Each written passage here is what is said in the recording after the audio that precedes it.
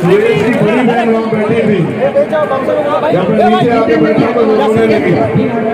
और क्योंकि यहाँ हमारे नेता लोग बोल रहे थे, मैं सुन नहीं पा रहा था उन्हें कि वो क्या कह रहे थे, लेकिन उनकी आंखों के आंसू बता रहे थे कि यहाँ न्याय की क्या हद है, यहाँ न्याय किस तरह हावी हुआ। तो लोग ये भी कहते थे कि सामंतवाद की जड़ें बड़ी गहरी है, इनको काटना आसान नहीं है। मैंने उनसे एक ही बात कहा कि ऐसी कोई जड़ें नहीं बनी जिनको काटा ना जा सकता। ये परिवर्तन का आंदोलन है और हम आज इस सभा में संविधान बचाओ यात्रा के जरिए पहुंचे हैं। मैं आपका जख्म नहीं खोल दूंगा कि राजस्थान में आपने पिछले 4.5 साल में क्या क्या सहा, या 2 अप्रैल 2018 के आंदोलन में क्या क्या सहा, या बीजेपी की सरकार ने आपकी किस तरह खाल उतारी, या कांग्रेस के लोगों ने किस तरह आपके ऊपर होने वाले जुल्म जाति अत्याचार पे मजाक उड़ाया। मैं आज इस पे बात नहीं करूंगा। मैं आज इस पर भी बात नहीं करूंगा कि कितने जितेंद्र मेघवाल, इंद्र मेघवाल, ओम प्रकाश रहगर, कार्तिक भील, नासिर जुनैद, कितनों कोई की बलि चढ़ी राजस्थान में। मैं आज इस बात पे बात करूंगा कि आने वाले समय में किसी कार्तिक भील, ओम प्रकाश रहगर, जितेंद्र मेघवाल, इंद्र मेघवाल या किसी और भाई की तरफ आंख ना उठे, इसकी तैयारी हमें करनी है। सुरेश की बड़ी बहन वहां बैठी थी, जब मैं नीचे आके बैठा तो वो रोने लगी। और क्योंकि यहाँ हमारे नेता लोग बोल रहे थे, मैं सुन नहीं पा रहा था उन्हें कि वो क्या कह रहे थे, लेकिन उनकी आंखों के आंसू ये बता रहे थे कि यहाँ न्याय की क्या हद है, यहाँ न्याय किस तरह हावी है। मैं आपको ये पूछना चाहता हूं, अभी अभी बिहार में जातिगत जनगणना हुई, फिर कल उसके आंकड़े जारी हुए। अगर आप पढ़े लिखे लोगों को ध्यान रखते हो, वो जातिगत आंकड़े कहते हैं कि 92% आबादी, 90% से ज्यादा आबादी बिहार में दलित, पिछड़े, आदिवासी और अल्पसंख्यक समाज की है। अगर आप राजस्थान में वो कराओगे सर्वे, मैं शर्त लगा के कह सकता हूं कि 85 से 90% आबादी आदिवासी, दलित, पिछड़े और अल्पसंख्यक समाज की राजस्थान में होगी। भारत में जब लोकतंत्र आया, वोट का अधिकार मिला, उस लोकतंत्र का असली उद्देश्य क्या था, इस पे आप गौर करो। लोकतंत्र यानी कि बहुमत का शासन।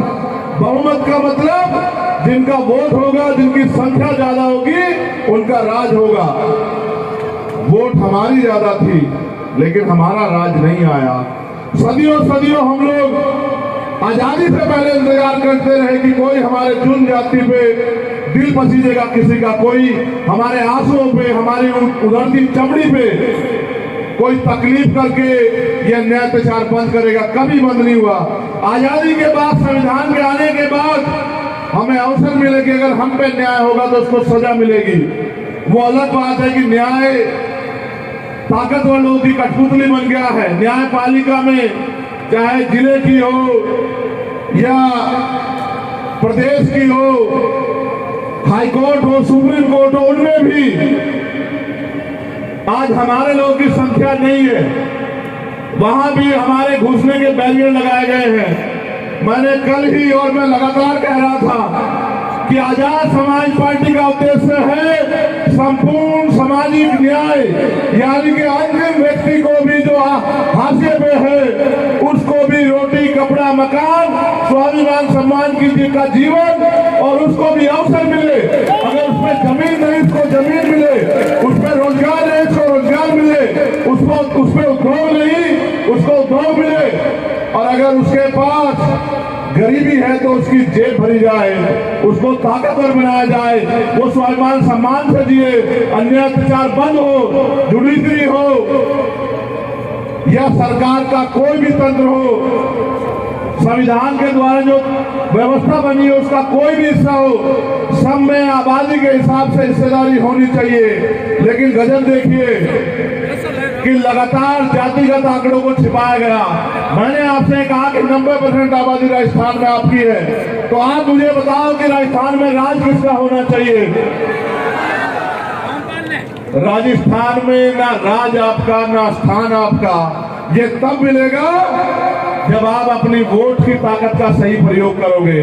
और अगर वोट की ताकत का प्रयोग नहीं करोगे तो अकेला चंद्रशेखर आजाद या लाखों का समूह एक कानून नहीं बना पाएगा, एक व्यक्ति को सजा नहीं दिला पाएगा।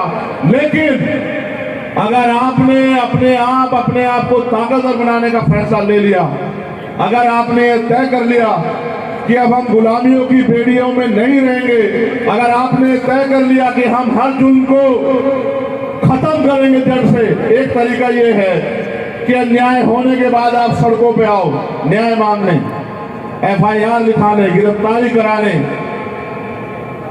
और एक तरीका यह है कि अपनी ताकत बनाओ कि कोई एक ऐसी सामंतवादी सोच ही जो है वो किसी के दिमाग में ना आए कि किसी कमजोर की बेटी की तरफ आंख उठा के देखा जाए, किसी कमजोर के बच्चे की तरफ आंख उठा के देखा जाए, मटकी छूने पे किसी की हत्या की जाए, मूछे रखने पे किसी की हत्या की जाए। इस तरह की जो सोच है सामंतवाद की, उसके पैर उखड़ जाए। मैं आपको ये कहना चाहता हूं, हर चीज की एक सीमा होती। अगर आपने कभी घर में कुत्ता पाला, उसको भी देखना। अगर कुत्ते के आगे से भी उसका भोजन उठाओगे, एक समय तक उससे छेड़खानी करो, वो प्यार देगा, लेकिन एक समय के बीतने के बाद वो भी हिंसक हो जाएगा। मेरे लोगों को हो पता नहीं क्या गया है, हर साल धोखा खाते हैं और फिर 5 साल के धोखे के लिए तैयारी करते हैं। जिन्होंने आज तक आपकी उधड़ी हुई चमड़ी और लुटती हुई इज्जतों में एक बार आंसू नहीं बहाया, एक शब्द नहीं कहा, वो आपको न्याय दे देंगे मेरे लोगों। वो कभी आपको न्याय नहीं देंगे। उनका बस चले तो आज जो भारत के संविधान की वजह से ये कपड़े पहनने को मिले हैं, ये सम्मान का जीवन मिला, इसको भी वो लोग छीन लें, क्योंकि वो कभी चाहते नहीं देश में बराबरी आए। इस देश में बराबरी लाने का, समानता लाने का एक ही फॉर्मूला है कि जिनका वोट हो उनका राज हो। वोट आपके पास है, आपको फैसला करना है। आपने वोट दो धारी तलवार है, अपने व्यक्ति को दी तो आपका भला होगा, अगर दुश्मन को दी तो दुश्मन का भला होगा, दुश्मन का भला होगा तो आपका भला नहीं हो सकता है। अगर अपने को दी तो आपकी समस्या खत्म होगी, और अगर दुश्मन को दे दी गलती से तो आपका खात्मा सुनिश्चित है, आपके अधिकारों का खात्मा सुनिश्चित है। ये बताने के लिए मैं भोपालगढ़ हूँ। मैं बस आपसे कहना चाहता हूँ, आपने सबको अजमा लिया, आपने सबको मौका दिया। मैं बस आपसे पूछने आया हूँ, क्या आपके खून का आपके साथ कुछ रिश्ता है या अधिकार बैठता है नहीं है बैठता है? आप बताओ मुझे। आपको याद है मैं इंद्र मेघवाल के घर 4 बार आया, 4 बार मुझे लौटा दिया गया, दिल्ली छोड़ के आते हैं पुलिस लगा के। मैं इनकी पुलिस से नहीं भिड़ना चाहता, मैं चाहता हूं कि मैं जानता हूं कि पुलिस में हमारे लोग हैं, लेकिन पुलिस करे क्या? पुलिस सरकार की है। आप ये बताओ, क्या जुल्म जाति में अत्याचार आपके भाग्य में किसने लिखा है क्या? वोट की शक्ति से आप चाहो तो किसी को भी जो है ताकतवर बना दो, और किसी को भी जो है जो अपने आप को ताकतवर समझता उसको जमीन पे बिठा दो। ये वोट की ताकत है। आप अपनी ताकत को क्यों नहीं समझ रहे हो? वोट का अधिकार बिकने के लिए नहीं मिला मेरे लोगों। रोटी रोजी तो हम लोग खा ही रहे हैं, कच्ची पक्की खा रहे हैं, ये बात सच है। नमक से खा रहे हैं, ये बात सच है। लेकिन स्वाभिमान, सम्मान, क्योंकि मेरे पिताजी ने मुझे सिखाया कि व्यक्ति भूखा रह सकता लेकिन अपमानित होकर नहीं रह सकता। हम इस राजस्थान में अपमान क्यों बर्दाश्त करें? आपने मुझे पगड़ी पहनाई, ये बहुत अच्छी बात है, लेकिन असल मजा तब आएगा जब राजस्थान में मेरे लोग सर पे पगड़ी आएगी, और वो पगड़ी जिसमें ताकत होगी, जिस पगड़ी के पहनने के बाद आपकी कलम में वो ताकत होगी कि आप चाहो तो अपने बच्चों को कितने रोजगार दे दो, आप चाहो तो कितने ही भूमिहीनों को भूमि दे दो, कितने ही लोगों को लोन दे दो, कितने लोगों को रोजगार दे दो, कितने ही लोगों को, गरीबों को, कमजोरों को सशस्त्र लाइसेंस दे दो। तमाम तरह की योजना जो है वो आपके हिसाब से बने, वो पगड़ी और उसका एकमात्र तरीका है